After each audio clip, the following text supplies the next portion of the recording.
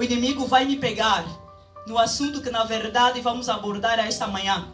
Porque na verdade tem sido assim, irmãos.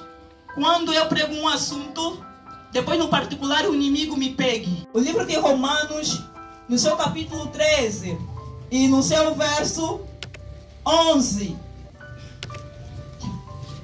diz assim a palavra de Deus.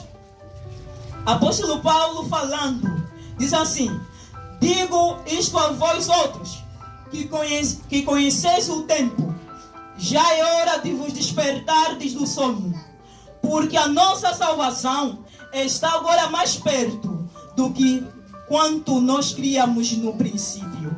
Irmãos, apóstolo Paulo começa a exaltar, apóstolo Paulo começa a nos falar, a fim de que nós possamos, na verdade, prestar atenção. E ele começa a dizer que conhecendo o tempo, nós sabemos, irmãos, em que tempo nós estamos. Nós sabemos, irmão, em que momento nós estamos. Então, o apóstolo Paulo, ele conseguiu compreender o tempo na qual nós estamos. E compreendendo ele o tempo na qual nós estamos, ele não fartou de ficar tão somente assim, mas também ele adverte o povo de Deus. Conhecendo o tempo, irmãos, nós sabemos profeticamente em que tempo da história nós estamos. Nós sabemos, irmãos. E uma coisa, e ele ainda começa desenvolvendo, dizendo que se nós conhecemos o tempo, tudo bem, nós já conhecemos o tempo. O apóstolo Paulo, ele diz o seguinte: conhecendo o tempo, já é hora de despertar do sono. Isso me chama a atenção. Já é hora de despertar do sono. Por quê? Por que já é hora de despertar do sono, irmãos? Irmãos, só desperta do sono todos quantos estão a dormir. Porque se eu não estiver a dormir, não tem motivo de alguém me despertar. Não tem motivo de alguém me alertar. Não tem. Se alguém vem alertando a você, se alguém vem despertar você, é porque na verdade você e eu estamos a dormir. Irmãos, esse é um assunto que na verdade me dá medo. Muito medo. Eclesiastes 12, no versículo 14, a palavra do Senhor diz assim: porque Deus há de trazer ao juiz todas as obras, até as que estão escondidas, quer sejam boas, quer sejam más. Irmãos, por que na verdade devemos despertar do sono que nós estamos? Por que na verdade esse é um tempo que dá medo e pouco de nós se importarmos? Por quê? Irmãos, porque na verdade, irmãos, Deus há de trazer todas as coisas. Irmãos, Deus há de trazer todas as coisas. Quer sejam boas, quer sejam más.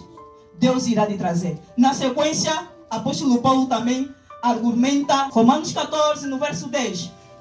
A palavra do Senhor diz assim: tu, porém, que julgas o teu irmão, e tu por que desprezas o teu? Pois todos compareceremos perante o tribunal de Deus.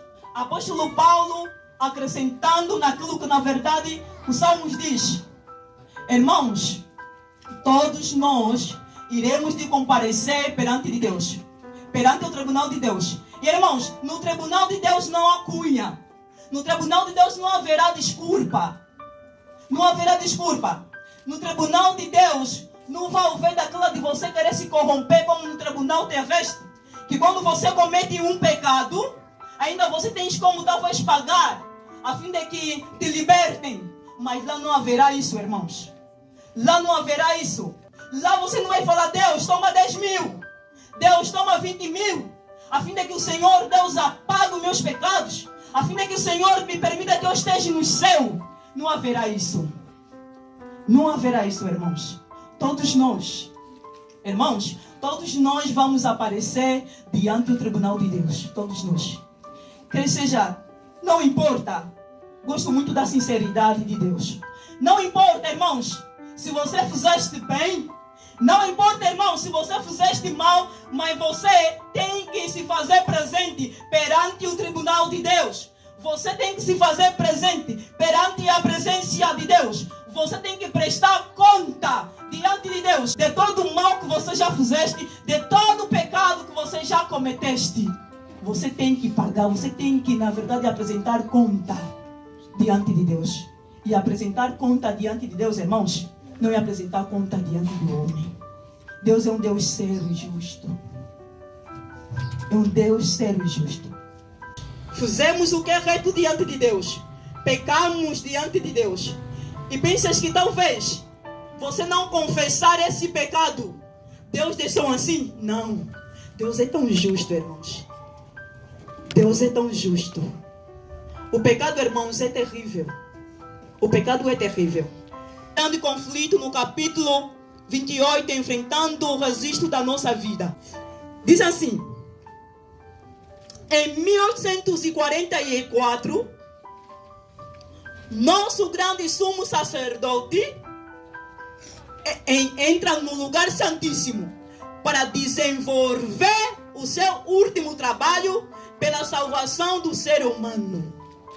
E veja o que ela mais diz: os livros de registro no céu determinam a decisão do julgamento.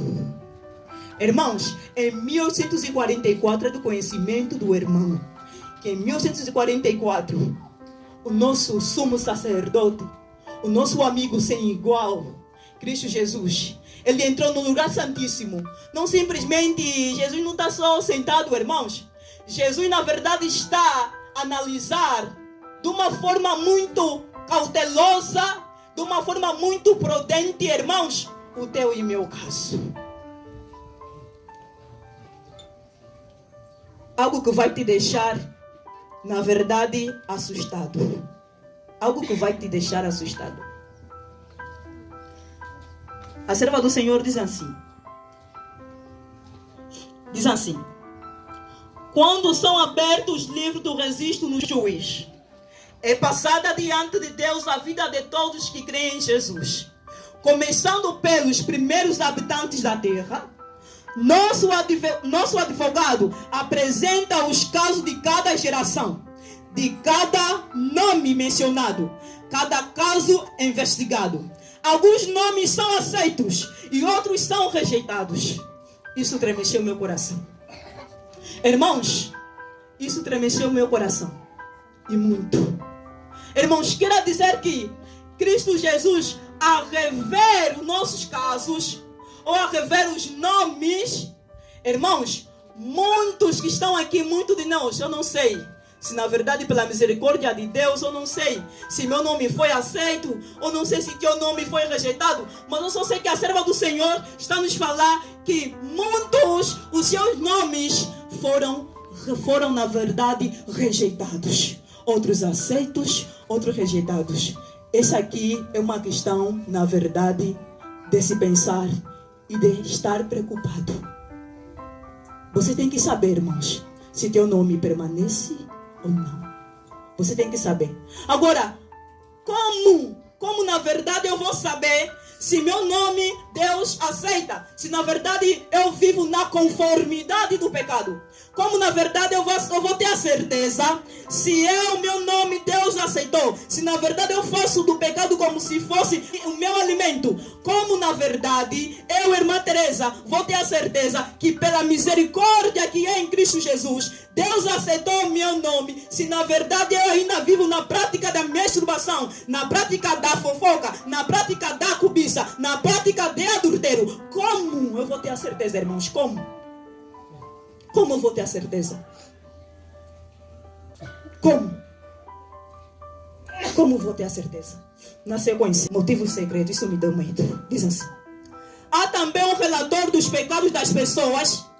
Deus há de trazer a juiz todas as obras. Misericórdia, esse Deus é tão sincero e verdadeiro.